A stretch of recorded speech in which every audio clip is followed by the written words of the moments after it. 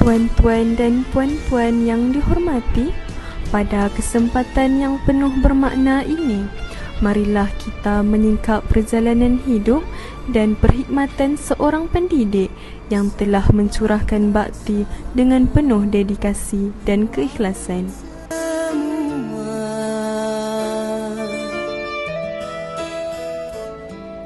Salam terakhir, salam teristimewa kepada kau yang tersayang, pada teman yang ku kenang. Usah bertanya. Tuan Haji Muhammad Asri bin Hamid dilahirkan pada 19 Januari 1966 di Kampung Pulau Mas, Kedah, dan beliau dilahirkan di rumah dalam sebuah keluarga petani yang sederhana. Didikan keluarga serta suasana kehidupan desa telah membentuk kepribadian beliau sebagai seorang yang tabah, berdisiplin dan sentiasa merendah diri.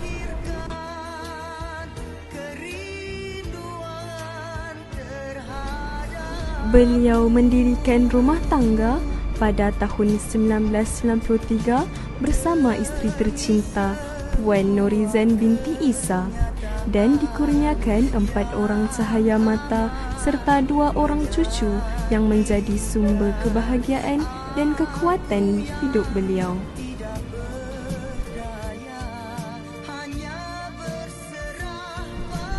Dalam bidang pendidikan, Tuan Haji Muhammad Asri memulakan persekolahan di Sekolah Kebangsaan Simpang 3 Sungai Daun, Kota Sarang Semut, Kedah dari tahun 1973 hingga 1978.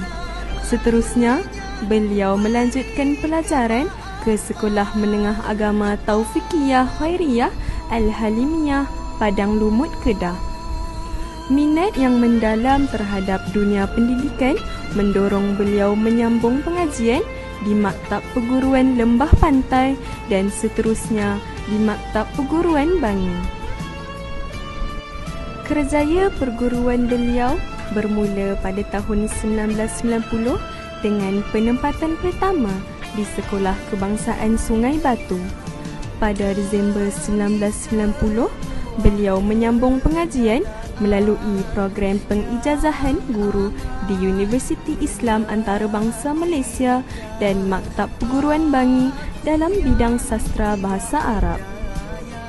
Sepanjang perkhidmatan, beliau telah berkhidmat di beberapa buah sekolah, antaranya Sekolah Menengah Kebangsaan Metodis pada Julai hingga Disember tahun 2000, Sekolah Menengah Kebangsaan Toh Muda Abdul Aziz dari tahun 2001 hingga 2005, Sekolah Menengah Kebangsaan Simpang Beluru dari tahun 2005 hingga 2008, Madrasah Idrisiyah dari tahun 2008 hingga 2017, dan akhirnya Sekolah Menengah Agama Adiniyah Al-Islamiyah Padang Rengas dari tahun 2017 sehingga tarikh persaraan beliau pada 19 Januari 2026. Sepanjang lebih 3 dekad perkhidmatan, Tuan Haji Muhammad Asri bin Hamid telah menabur bakti tanpa jemu, mendidik anak bangsa dengan penuh kesabaran, keikhlasan dan rasa tanggungjawab yang tinggi. Sesungguhnya, jasa dan sumbangan beliau akan terus terpahat dalam ingatan sebagai legasi seorang pendidik yang berwibawa dan disegani. Sekian, terima kasih.